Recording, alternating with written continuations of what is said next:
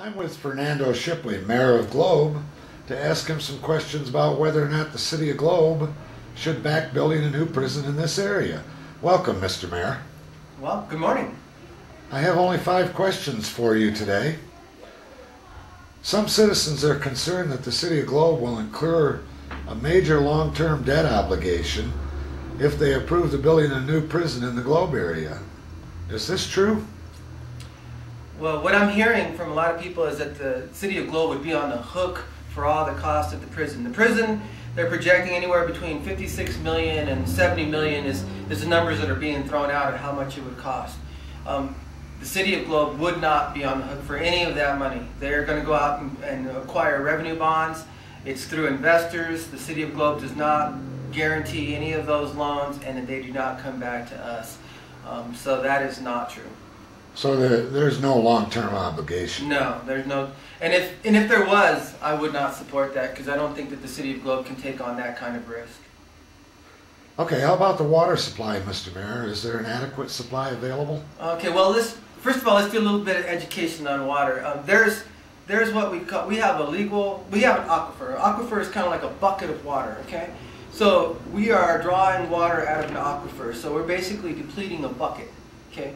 Now legally, we are allowed to take 2,500 acre-feet a year out of the aquifer, okay? Right now, we take about 1,400 acre-feet. This last year went down 100 acre-feet. We've been averaging about 1,500 acre-feet. So that means we have 1,000 acre-feet left of our legal allotment, okay? But that doesn't mean the water is there. It just means that's how much we're legally allowed to take as a maximum in 1 year. Okay, so the argument is that we don't have the allotment. We do. We have about 1,000 acre-feet left.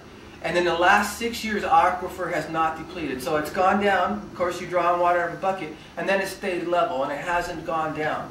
And so that is encouraging to us that we're getting an inflow from somewhere, and that our water supply is in good condition. So that we do not have enough water for this prison, and we can't afford it, and the city is going to go dry is absolutely not true.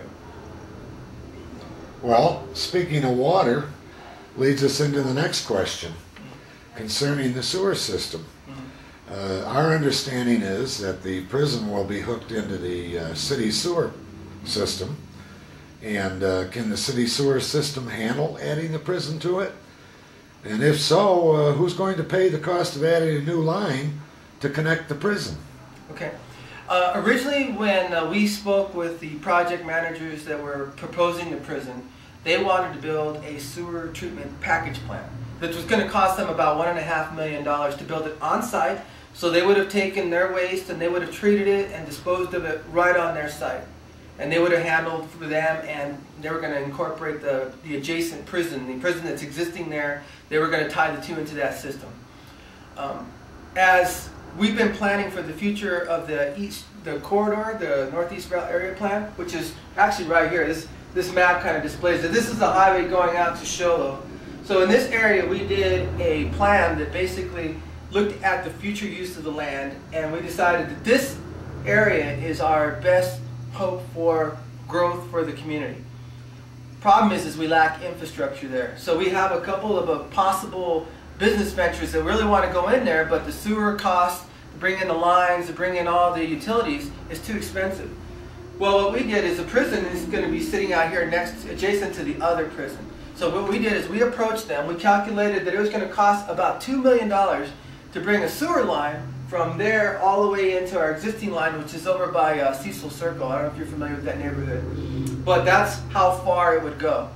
And so they talked it over and decided that they would agree with us that they would, instead of building their own, they would tie into us and build a main line, which would open up our entire area for development. And so that was a big positive for us. And so what would happen is they would pay for this line. Once the line is built, it's customary that the City of Globe would then take ownership of the line. And then if there was maintenance problems or anything like that in the future, we take care of that. But that is a huge investment for us and all our potential growth in that area. Now, as far as the sewer capacity, I did have a couple people in the papers say that, well, the City of Globe can't handle the sewer capacity. Well, our sewer capacity right now is at 50% of its capability. So that you take all of the people in Globe, all the businesses in Globe that use our sewer system, it amounts to half of our existing capacity. So for us to add this facility and even experience growth in here is not going to affect our sewer plant.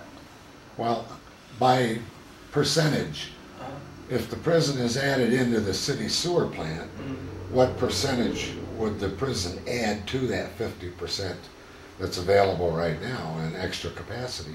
I don't know that exact number, but I would guess somewhere about 10%. I see. Okay. But we could talk to Sam Polk, who's the director of the sewer plant, and he could probably give us a much more accurate number. Okay, one other question that comes to mind at this point is, what about extra police and fire protection? How will that be handled?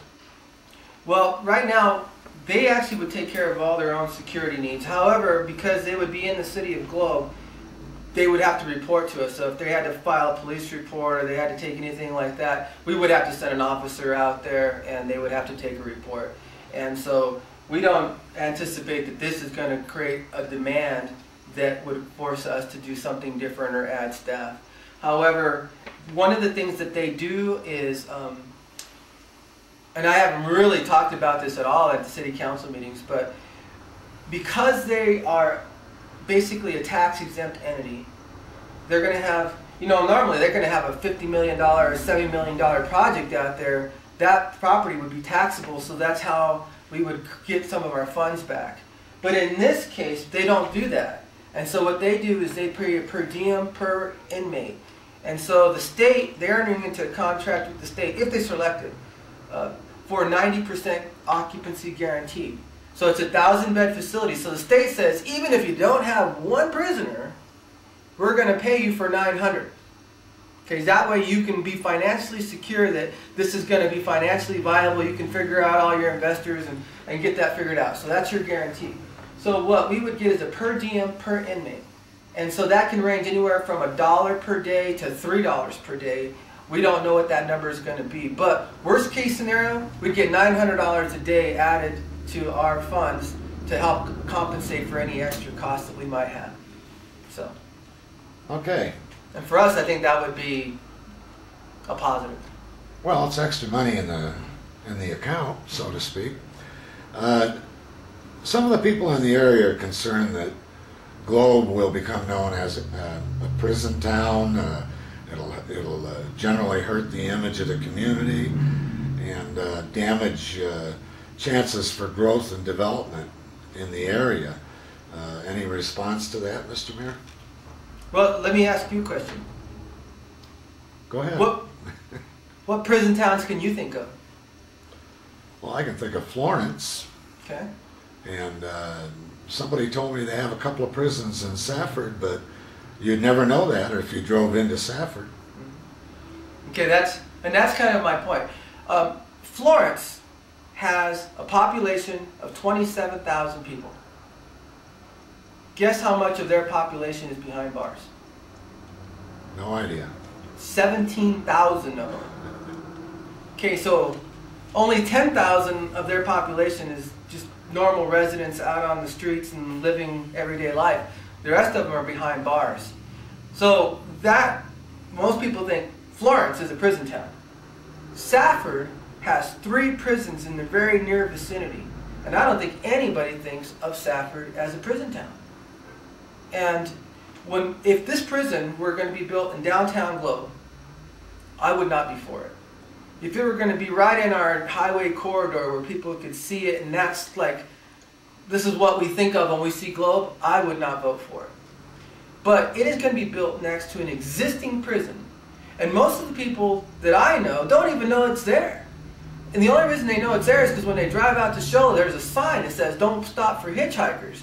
And so I don't think that we're going to have that same kind of negative impact. And this is a 1,000-bed facility, so it's not, some of these places are 5,000 beds, and they're pretty big. And so maybe by Globe standards, people will think a 1,000-bed facility is fairly large, but by correction standards, it's not. And I just think that when we look at the jobs that it would create, the infrastructure, the $2 million worth of investment, I have 2 property owners right now and businessmen that would almost overnight be able to expand their businesses because of this infrastructure coming in, that would create more jobs. And once we have more people working, that would create more demand on our other services and our other businesses, and maybe they would create more jobs. So for me, the positives far outweigh the negatives. Well, it just seems to me if there's a lot of payroll in the Globe area and the money is flowing through the community, that there's going to be an enormous opportunity for growth and development.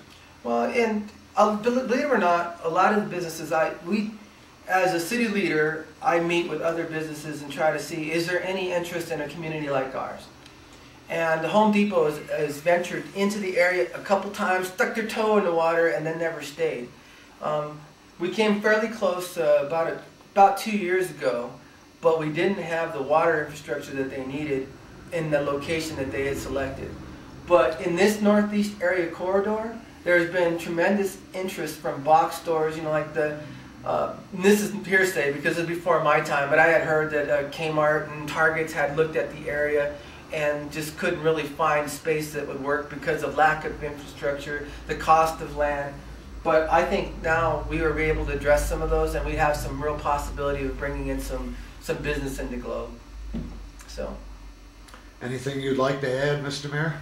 Well, yeah, there's one thing I would like to add.